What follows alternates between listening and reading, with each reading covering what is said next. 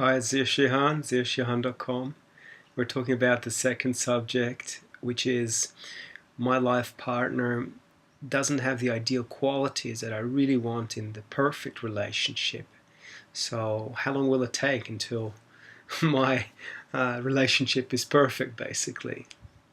So here's my take on this subject. First of all, relationship is really an agreement between two parties where the more clear you are about what you need, first of all, what do you value? What are your values? What is most important to you? Number two, what do you need from another person in a relationship? And then number three, how do you communicate these things? And how, number four, how do you receive back from the other person their the understanding of what they value and what they need. So when this exchange of information happens, and you're very conscious what your partner needs or what they value, it's always possible to create win-win situations. So let's make an example. Maybe I value to sleep in the morning, but my partner values to get up and get working really fast. So we don't share the same value. But if we understand that this is important to each other, we will work together so that my partner gets up and gets started with work in another room, and I am allowed to sleep a little longer with the curtains closed, rather than the other person feeling that I am not participating in their lives.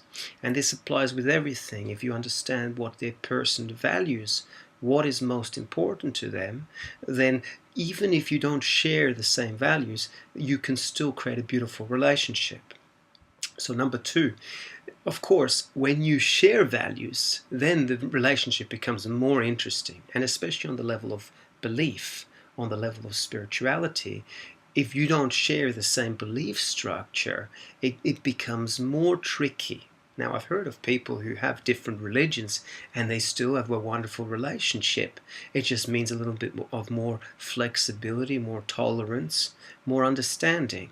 But if you share similar beliefs, the belief in self-development, the belief that there is reincarnation, the belief that we always have the power to transform difficulties in our life, of course, then the relationship becomes more dynamic. And sometimes you discover that on some level, partners may not share certain beliefs and values on a very deep level, which really makes relationship difficult. So if values are contradictory, then the relationship is probably not going to last. Number two, see, if you want a more ideal relationship, you really need to come back to yourself and you think, first of all, am I clear about my values and needs? Number two, am I communicating to the other person? Number three, am I in a more neutral and in a more unemotional way? Am I negotiating with my partner to create a win-win situation? So if you're not doing those three things, start with those three things. And then if you still feel nothing is changing, or there is no cooperation, or there is no negotiation, well, then you really have to come back to your own heart. Am I truly fulfilled? Do I believe that it is a matter of a bit of prayer, a bit of faith, just being patient, that things will change?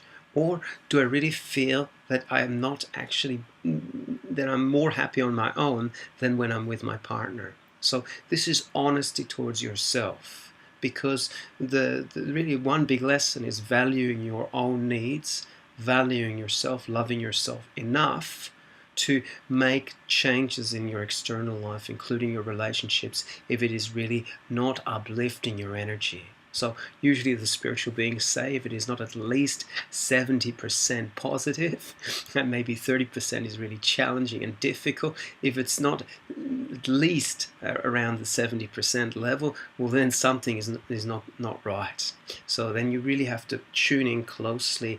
Is it worth praying, having faith? Is it worth negotiating? Is it worth going into multiple discussions with a partner to see if we really can make an improvement?